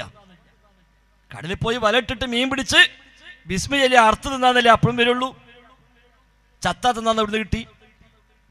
അപ്പൊ ഇത് ഖുർആനെതിരാന്ന് പറയില്ല, അത് പറഞ്ഞാൽ ബുദ്ധിമുട്ടാ. എന്നാ സിഹിറിന് ഹദീസ് വരുമ്പോൾ അത് ഖുർആനെതിരാ. എന്താ കാരണം? അമ്പിയാക്കളെ അല്ലാഹ് സംരക്ഷിക്കുന്ന അല്ലാഹ് പറഞ്ഞതല്ലേ, പിന്നെ എങ്ങനെ ശൈത്താനെ സിഹ്റുണ്ടാകാന്ന? വല്ലാഹു യഅസിമുക മിനന്നാസ്, അല്ലാഹ് സംരക്ഷിക്കും താങ്കളെ എന്ന് നബി തങ്ങളോട് അല്ലാഹ് പറയുന്നുണ്ട്. അപ്പൊ സിഹിർ ഏറ്റുന്നതിനാൽ അല്ലാഹ് സംരക്ഷിച്ചിട്ടില്ല എന്നല്ല അതിനർത്ഥം. അപ്പൊ ഖുർആൻ തെറ്റാവൂലേന്ന. അതേ ഖുർആനാണ് പറഞ്ഞത്, ഇന്നാ ലനൻസുറു റുസുലനാ, നമ്മുടെ റസൂലുമാരെ നമ്മൾ സഹായിക്കും. നമ്മുടെ റസൂലുമാരെ, നമ്മുടെ പ്രവാചകന്മാരെ നമ്മൾ സഹായിക്കും അല്ലാഹ് പറഞ്ഞിട്ടുണ്ട്. അതേ ഖുർആനിൽ കാണാം യഹൂദികൾ ചില റസൂലുമാരെ കൊന്നുകളഞ്ഞു. ഫരീഖൻ കദ്ദബതും വഫരീഖൻ തഖ്തുലൂൻ, ചില പ്രവാചകന്മാരെ കളവാക്കി ചില പ്രവാചകന്മാരെ കൊല്ലുകയും ചെയ്തു. അല്ലാഹ് പറഞ്ഞെന്താ? റസൂലുമാരെ ഞാൻ സഹായിക്കുന്ന. പിന്നെ എങ്ങനെ റസൂലുമാരെ കൊല്ലുക? ഓ, അപ്പൊ ഖുർആൻ തന്നെ വൈരുദ്ധ്യ, എന്നാ പിന്നെ ഖുർആനും വേണ്ട എന്ന് പറയേണ്ടി വരും കുറച്ച് കഴിയുമ്പോൾ. അപ്പൊ അവനവന്റെ വക അർത്ഥം വെച്ചാൽ ഇതൊക്കെ പ്രശ്നമാണ്. ഇനി ഇതേ സനദും ഇതേ രൂപത്തിലും വന്ന ഹദീസുകൾ തങ്ങൾക്ക് ആവശ്യമുണ്ടെങ്കിലോ അതെടുക്കും ചെയ്യും. സംഗീതം നിഷിദ്ധമല്ല എന്ന് പുസ്തകം എഴുതിയിട്ട് അബ്ദുസ്സലാം സ്വലമി മരിച്ചു പോയത്. മരിക്കണ മുമ്പ് അവസാനം എഴുതിയ ബുക്ക സംഗീതം നിഷിദ്ധമല്ല. ആ ദുൽമുൻ ചെയ്തിട്ട് അയാൾ ഇവിടെ മരിച്ചത്. ഒരുപാട് ദുൽമുകൾ അയാൾ ഉണ്ടാക്കി വെച്ചിട്ടുണ്ട് ഈ നാട്ടിൽ. അതിൽ അവസാനം ചെയ്ത ദുൽമാണ് സംഗീതം നിഷിദ്ധമല്ല. അതിന് സംഗീതത്തിന് തെളിവായി കൊടുത്ത ഹദീസുകൾ ഇപ്പോഴത്തെ ഇവർ തന്നെയും പറ്റൂല എന്ന് പറയുന്ന അതേ സനദിൽ ഉദ്ധരിക്കപ്പെട്ട ഹദീസുകളാ. അപ്പൊ സംഗീതം വേണം, അപ്പൊ സനദ് കുഴപ്പമില്ല. ഈ ഹദീസ് എടുക്കാൻ കഴിയില്ല, അപ്പൊ സനദിന് പ്രശ്നം. ഇതൊക്കെ അസുഖം വേറെയാണ് സഹോദരങ്ങളെ. സ്വഹീഹ് ബുഖാരിയിൽ നബി തങ്ങൾ പറഞ്ഞു എന്ന് പറഞ്ഞുകൊണ്ട് പരമ്പരയോടെ കൂടി ഉദ്ധരിക്കപ്പെട്ട ഏതൊക്കെ ഹദീസ് ഉണ്ടോ അത് മുഴുവനും സ്വഹീഹാണ്, അത് ദഈഫില്ല. നബി പറഞ്ഞു എന്ന് പറഞ്ഞ് സനദോടുകൂടി ഇമാം ബുഖാരി കൊടുത്ത ഏതെല്ലാം ഹദീസ് ഉണ്ടോ അത് മുഴുവനും സ്വഹീഹാണ്. സ്വഹീഹ് മുസ്ലിമിൽ ഇമാം മുസ്ലിം കൊടുത്ത ഏതെല്ലാം ഹദീസ് ഉണ്ടോ അത് മുഴുവൻ സ്വഹീഹാണ്, അതിൽ ദുർബലമായ ഒന്നില്ല. എന്നാൽ നബിയുടെ വാക്കല്ലാതെ സ്വഹാബത്തിന്റെ വാക്കുകൾ, താബിഈങ്ങളുടെ വാക്കുകൾ ഒക്കെ ചിലപ്പോൾ സന്ദർഭോചിതം ഇമാം ബുഖാരി കൊടുത്തിട്ടുണ്ട്. ചില വാക്കിന് വിശദീകരണം കൊടുക്കാനോ ചില നിയമങ്ങൾ പറയാനോ ഒക്കെയായി ചില സന്ദർഭങ്ങളിൽ ഒരു സ്വഹാബിയുടെ വാക്ക് ഇമാം ബുഖാരി കൊടുത്തിട്ടുണ്ടാകാം, ഒരു താബിയുടെ വാക്ക് ചിലപ്പോൾ കൊടുത്തിട്ടുണ്ടാകാം. അതിനൊരു പക്ഷെ ഇത്ര തന്നെ ആധികാരികത എല്ലാത്തിലും ഒരു പക്ഷെ ഉണ്ടാകണമെന്നില്ല. എന്നാൽ നബി തങ്ങൾ പറഞ്ഞു എന്ന് പറഞ്ഞുകൊണ്ട് ഇമാം ബുഖാരി കൊടുത്ത ഏതെല്ലാം ഉണ്ടോ അതൊക്കെയും സ്വീകാര്യം തന്നെ, സ്വഹീഹ് തന്നെ, സംശയമില്ല. ചില മനുഷ്യന്മാരെ പറയും ഇമാം ദാറുഖുത്നി 110 ഹദീസ് തള്ളിയിട്ടില്ലേ? ഇല്ല, ഒരു ഹദീസ് ഇമാം ദാറുഖുത്നി തള്ളിയിട്ടില്ല. ഇമാം ദാറുഖുത്നി 110 ഹദീസിനെ പഠന വിധേയമാക്കിയിട്ടുണ്ട്, നിരൂപണം നടത്തിയിട്ടുണ്ട്. അതെന്തിനാ? അതെന്താ പറഞ്ഞത്? ഇമാം ബുഖാരി ഈ കിതാബിലേക്ക് ചേർക്കാൻ അഡീഷണൽ യോഗ്യതയായി പറഞ്ഞ ചില കാര്യങ്ങളുണ്ട്. ഞാൻ നേരത്തെ പറഞ്ഞല്ലോ, ആ യോഗ്യതകൾ പാലിക്കാതെ ചിലതൊക്കെ ഇമാം ബുഖാരി എടുത്തിട്ടുണ്ട് എന്നാണ് ഇമാം ദാറുഖുത്നിയുടെ വാദം. അതും ശരിയല്ല. അദ്ദേഹം 110 ഹദീസ് എണ്ണി പറഞ്ഞപ്പോൾ ആ 110 ഓരോന്നിനും അദ്ദേഹം കണ്ട അയോഗ്യത എന്തോ ആ അയോഗ്യതയല്ല എന്ന് ശേഷം വന്ന പണ്ഡിതന്മാർ വിശദീകരിച്ചിട്ടുമുണ്ട്. അതിൽ മാത്രം കിതാബുകൾ എഴുതപ്പെട്ടിട്ടുണ്ട്. മാത്രവുമല്ല, ഇമാം ദാറഖുത്നി 110 ഹദീസിന് നിരൂപണം നടത്തിയപ്പോൾ അതിൽ സിഹ്റിന്റെ ഹദീസ് നിരൂപിച്ചിട്ടില്ല. ഈച്ച വെള്ളത്തിൽ വീണ മുക്കളം എന്ന ഹദീസ് ഇമാം ദാറഖുത്നി തള്ളിയ ഹദീസല്ല. ഖബർ ശിക്ഷയുടെ ഹദീസ് ഇമാം ദാറഖുത്നി തള്ളിയ ഹദീസല്ല.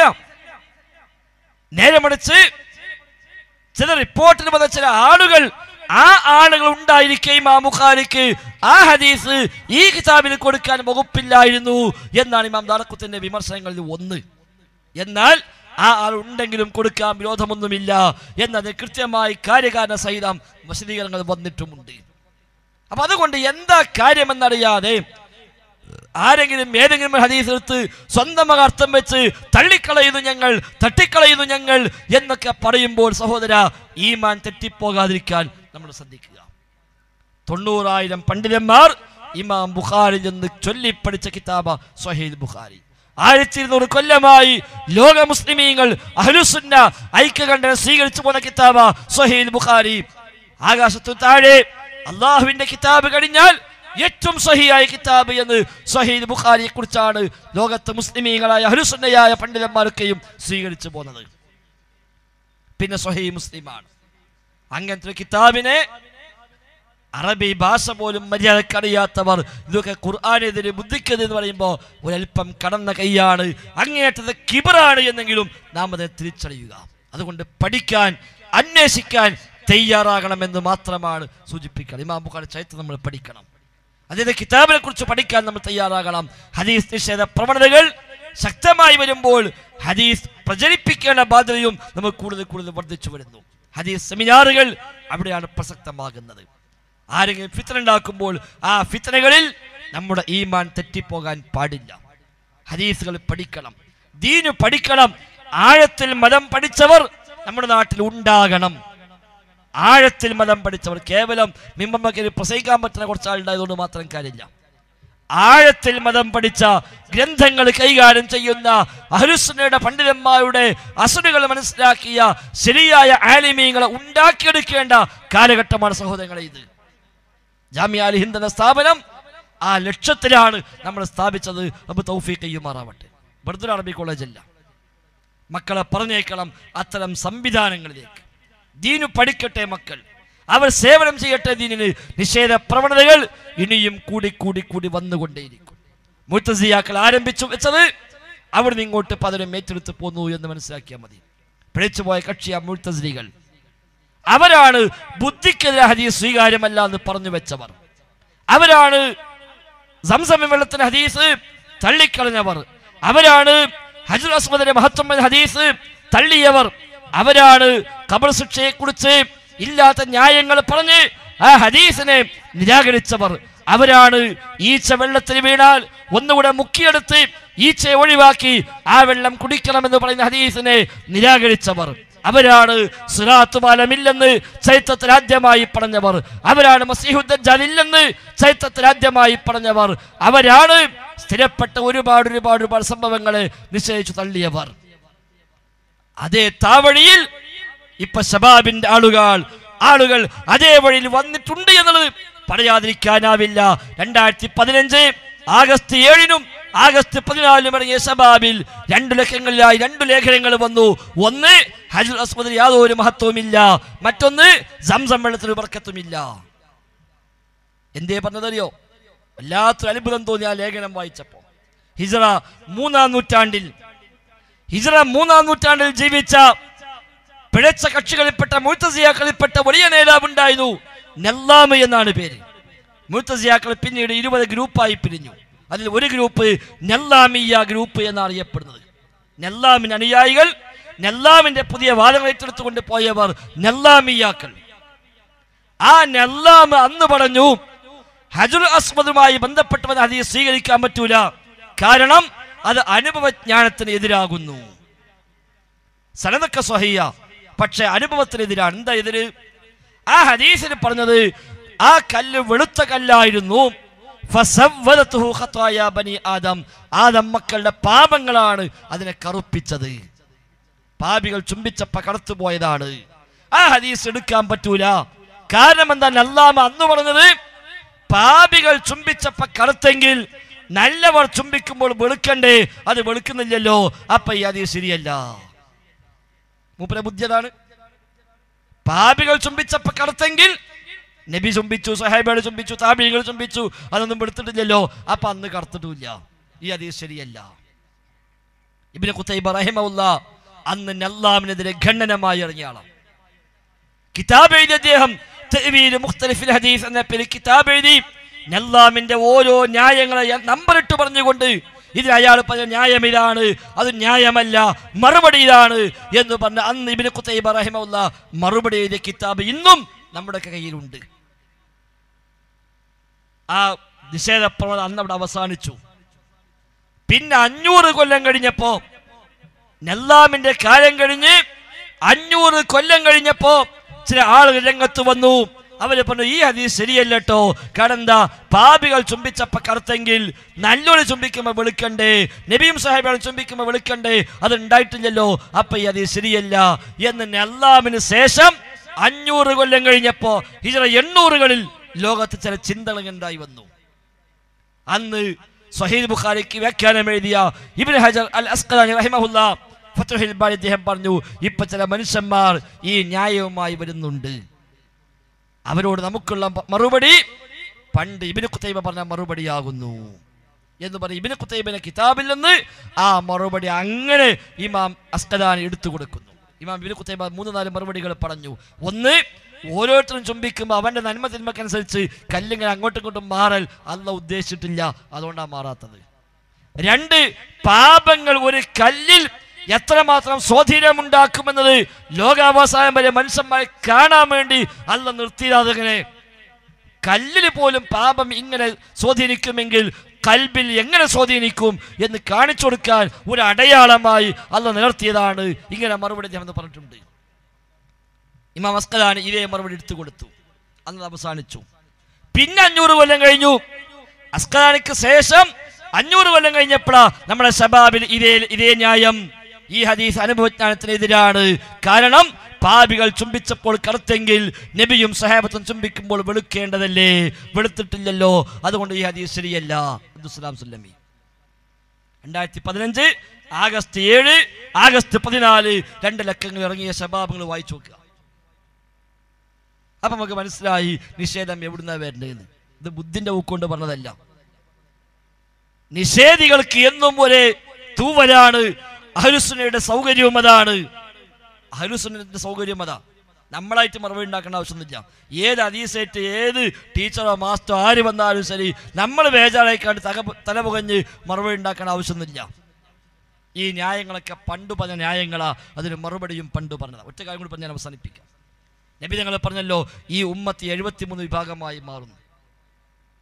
ജൂതർ 71 ക്രൈസ്തവർ 72 എൻ്റെ ഉമ്മത്ത് 73 ഒന്ന് സ്വർഗത്തിൽ, ബാക്കിയെല്ലാം നരകത്തിൽ. നമ്മൾ ചിലപ്പോൾ വിചാരിക്കുക, പഠിച്ചോണെ എത്ര ഗ്രൂപ്പായില്ലേ, ഏതെല്ലാം സുന്നിയും മുജാഹിദും ജമാഅത്തും, ആ ഓരോന്നിനും പിന്നെ വേറെ കുറയും, ഇങ്ങനെ 73 പതൊക്കെ ശരിയാണെന്ന് നമ്മൾ ചിലപ്പോൾ തോന്നലില്ലേ?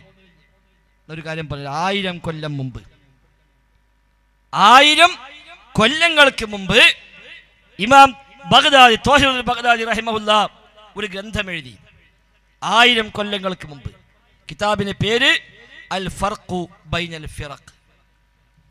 ഓരോ ഗ്രൂപ്പുകൾ തമ്മിലുള്ള വ്യത്യാസം എന്ന കിതാബിന്റെ പേര്. അദ്ദേഹത്തിന്റെ കാലത്തുള്ള മൊത്തം ഗ്രൂപ്പ്, ആ ഓരോ ഗ്രൂപ്പിന്റെ വിശ്വാസം എന്താണ്, എവിടെ പഴിച്ചത് എന്ന് പഠിപ്പിക്കുന്ന കിതാബ്. 1000 കൊല്ലം മുമ്പ് അദ്ദേഹം അതിൽ ആദ്യം ഈ ഹദീസ് കൊടുത്തു, 73 മാറുന്നുള്ളത്. എന്നിട്ട് അദ്ദേഹം 72 ഗ്രൂപ്പ് പേരെടുത്ത് പറഞ്ഞു. അന്ന് 72 ഗ്രൂപ്പ് പേരെടുത്ത് പറഞ്ഞു. അവരൊക്കെ പഴച്ച വിശ്വാസം അവിടെ വിശദീകരിച്ചു. 73ാമത്തത് അഹ്ലുസുന്ന വൽ ജമാഅ. 1000 കൊല്ലം മുമ്പ് 73 പാർട്ടിയുടെ പേര് എണ്ണി പറഞ്ഞിരിക്കുന്നു അദ്ദേഹത്തിന്റെ കിതാബിൽ. അപ്പൊ അടുത്ത സംശയം, പിന്നെ എന്താ ഈ ഹദീസിനർത്ഥം? 1000 കൊല്ലം മുമ്പ് 73 ഗ്രൂപ്പായെങ്കിൽ അതിന് ശേഷം പിന്നെ എത്ര ഗ്രൂപ്പ് ഉണ്ടായി? അപ്പൊ 73 നല്ലല്ലോ, അതിലേറെ ഉണ്ടാകൂലേ? അപ്പൊ ഈ ഹദീസിന് എന്തർത്ഥമുണ്ട്? രണ്ട് വ്യാഖ്യാനം പണ്ഡിതന്മാർ നൽകുന്നു. ഒന്നുകിൽ 73 എന്ന് കൃത്യം എണ്ണം പഠിപ്പിച്ചതല്ല. ജൂതന്മാർ 71, ക്രിസ്ത്യാനി ഒന്നും കൂടെ 72, നമ്മൾ ഒന്നും കൂടെ 73, അവരെക്കാൾ ഏറെ ഭിന്നിക്കുമെന്നേ അർത്ഥമുള്ളൂ എന്ന് ഒരു വ്യാഖ്യാനം. മറ്റൊരു വ്യാഖ്യാനം, ലോകത്ത് ഏതു നിഷേധങ്ങളോ ഏത് പിഴച്ചവാദങ്ങളോ രംഗത്തു വന്നാലും ശരി, അന്ന് എണ്ണിപ്പറഞ്ഞ 72 പാർട്ടികളിൽ ആരെങ്കിലും പറഞ്ഞതേ ഇനി ഖിയാമത്ത് നാൾ വരെ ഇനി ആരും പറയുള്ളൂ, പുതിയത് പറയാനില്ല. 70,000 ഗ്രൂപ്പ് ഉണ്ടായാലും അത് ചാർട്ട് ചെയ്ത് ഓല വാദം കണ്ട് എഴുതിയാൽ അന്നത്തെ 72ലേക്ക് അതുകൊണ്ട് ചുരുക്കാൻ പറ്റും. അത് അഹ്ലുസുന്നയുടെ ഒരു മുഴുജിയത്താണ്. കാരണം ഈ 72 പാർട്ടി 1000 കൊല്ലം വന്നു പോയി. അവർക്ക് പറയാനുള്ള ന്യായങ്ങളൊക്കെ പറഞ്ഞു കഴിഞ്ഞു. ആ ന്യായങ്ങൾക്കെല്ലാം അന്നത്തെ വലിയ പണ്ഡിതന്മാർ മറുപടി കിതാബ് എഴുതി വെച്ചിട്ടാ ഓര് പോയത്. അപ്പൊ ഇന്നൊരുത്തം വന്നിട്ട് പറയാ ഈ ഹദീസ് ബുദ്ധിക്കെതിരാ, പഴയ കിതാബ് കുറച്ച് നോക്കി അവിടെ ഉണ്ടാവും. അന്ന് പോകാൻ പറഞ്ഞു ഇത് ബുദ്ധിക്കെതിരാ, മറുപടി അന്ന് കൊടുത്തിട്ടുണ്ടാവും. ആ മറുപടി നേരെ ഫോട്ടോസ്റ്റാറ്റ് എടുക്കുക കൊണ്ടേ കൊടുക്കാൻ പിടിച്ചോ, ഇതാ ഞങ്ങളെ മറുപടി. നമ്മളായിട്ട് വേറെ മറുപടി പറയേണ്ട ആവശ്യമില്ല. ഇബ്നു ഖുതൈബ 1100 കൊല്ലം മുമ്പ് എഴുതിയ, ഞാൻ നേരത്തെ പറഞ്ഞ തഅ്വീൽ മുഖ്തലിഫ് ഹദീസ് എന്ന കിതാബ് ഇപ്പൊ വായിച്ചു നോക്കിയാൽ അത്ഭുതപ്പെട്ടു പോകും. ഈ സലാം സുല്ലമയും അതിന്റെ പിന്നാലെ നടക്കുന്ന മനുഷ്യന്മാരൊക്കെ ഉണ്ടായ ശേഷം എഴുതിയതാണോ എന്ന് തോന്നിപ്പോകും ആ കിതാബ് ഇപ്പൊ വായിച്ചാൽ. ആ കിതാബ് പരിഭാഷപ്പെടുത്തിയാൽ അതിവിടെ പ്രസിദ്ധീകരിക്കാൻ വിസ്ഡം ബുക്സിനല്ലാതെ വേറെ ഒരു കുട്ടിക്കും ധൈര്യം ഉണ്ടാവില്ല. 1100 കൊല്ലങ്ങൾക്ക് മുമ്പ് ഹദീസ് നിഷേധികൾക്കെതിരെ അഹ്ലുസുന്നയുടെ നേതാവ് ഇബ്നു ഖുതൈബ എഴുതിയ ഗ്രന്ഥം അത് പരിഭാഷപ്പെടുത്തി ഇറക്കാൻ ധൈര്യം ഉണ്ടോന്ന് ഏത് മുജാഹിദോ ജമാഅത്തോ ഒക്കെ ചോദിച്ചു നോക്കി. നമ്മക്കല്ല വേറെ ആർക്കും ധൈര്യം വരൂല. ഇൻഷാ അല്ലാഹ് പരിഭാഷപ്പെടുത്തണം, പഠിച്ച തൗഫീഖ് ചെയ്യട്ടെ. അവിടെയാണ് സഹോദരന്മാരെ ആദർശ പ്രതിബദ്ധത. അല്ലാത്തവരെല്ലാം ആ നിഷേധത്തിന്റെ വഴിയെ അടഞ്ഞോ അറിയാതെയോ വഴിമാറിപ്പോയിട്ടുണ്ട്. ഇല്ലാത്ത ചില വാദങ്ങൾ പറഞ്ഞു വെച്ചപ്പോ ചില ഹദീസൊക്കെ സ്വീകരിക്കാൻ പറ്റാത്തതായി മാറി അവർക്ക്. ചിലത് ബുദ്ധിക്കെതിരായി, ചിലത് ഖുർആനെതിരായി, ചിലത് എന്തായാലും സ്വീകരിക്കാൻ പറ്റാത്തതായി മാറി. അതൊക്കെ സ്വീകരിച്ചാൽ അവരിതൊക്കെ പൊളിയും. അതൊക്കെ തള്ളുമ്പോഴോ ഇമാം ബുഖാരിക്കടക്കം തൗഹീദ് പിഴച്ചു ഇത് പറയേണ്ടി വരികയും ചെയ്യും. അത് പറയാനും ചില മനുഷ്യന്മാർ ധൈര്യം കാണിക്കുന്നു എന്നാണ് ഏറ്റവും വലിയ അത്ഭുതം. അതുകൊണ്ട് നമ്മൾ ദീനു പഠിക്കുക, ഹദീസുകളെ പഠിക്കുക. ഇനിയുള്ള കാലത്ത് ഫിത്നകൾ വർദ്ധിച്ചു വരുമ്പോൾ ഹദീസുകളെ പഠിക്കൽ തന്നെയാണ് രക്ഷാമാർഗം. ഹദീസ് നമ്മൾ പഠിക്കുക, ഖുർആൻ നമ്മൾ പഠിക്കുക, അതിനുള്ള സംവിധാനങ്ങളെ പരമാവധി നമ്മൾ ഉപയോഗപ്പെടുത്തുക. റഹ്മാനായ റബ്ബിനോട് എപ്പോഴും ഈമാൻ തെറ്റാതെ ഉറച്ചു നിൽക്കാൻ വേണ്ടി തൗഫീഖിന് വേണ്ടി നമ്മൾ ദുആ ചെയ്യുക. ഹദീസുകളെ കൃത്യമായി നിങ്ങൾ പഠിക്കാൻ പ്രത്യേകമായി സമയം കണ്ടെത്തണം. പഴയ കാലങ്ങളെക്കാളേറെ നിഷേധങ്ങൾ, ഫിത്നകൾ വ്യാപകമായി വന്നുകൊണ്ടിരിക്കുമ്പോൾ അവിടെ നമ്മുടെ ഈമാൻ തെറ്റാതിരിക്കാൻ അറിവാകുന്ന ആയുധം നമ്മുടെ കൈവശം ഉണ്ടായേ പറ്റൂ. ആൾക്കാരെ പഠിപ്പിക്കാനല്ല നമ്മൾ പഠിക്കണം. നമ്മുടെ ഇൽമ് വർദ്ധിച്ച് നമ്മുടെ ഈമാൻ തെറ്റിപ്പോകാതിരിക്കണമെങ്കിൽ അത് നമ്മൾ പഠിക്കണം. അതിനുവേണ്ടി ഹദീസുകളിൽ കുറച്ചുകൂടെ ശ്രദ്ധ നമ്മൾ കൊടുക്കുക. ഹദീസ് സെമിനാറുകൾ ആ ലക്ഷ്യത്തിലാണ് നമ്മുടെ യൂത്ത് വിങ് സംസ്ഥാന വ്യാപകമായി പ്ലാൻ ചെയ്തിട്ടുള്ളത്. അതൊക്കെ ഉപയോഗപ്പെടുത്തുക, റബ്ബിനോട് ദുആ ചെയ്യുക. പടച്ച റബ്ബ് തൗഫീഖ് പ്രദാനം ചെയ്യുമാറാവട്ടെ. അല്ലാഹുമ്മ റബ്ബന ആതിന ഫിദ്ദുനിയ ഹസന വഫിൽ ആഖിറതി ഹസന വഖിന അദാബന്നാർ. ആമീൻ ബിറഹ്മതിക് യാ അർഹമർ റഹീമീൻ. അസ്സലാമു അലൈക്കും വറഹ്മത്തുള്ളാഹി വബറകാതുഹു.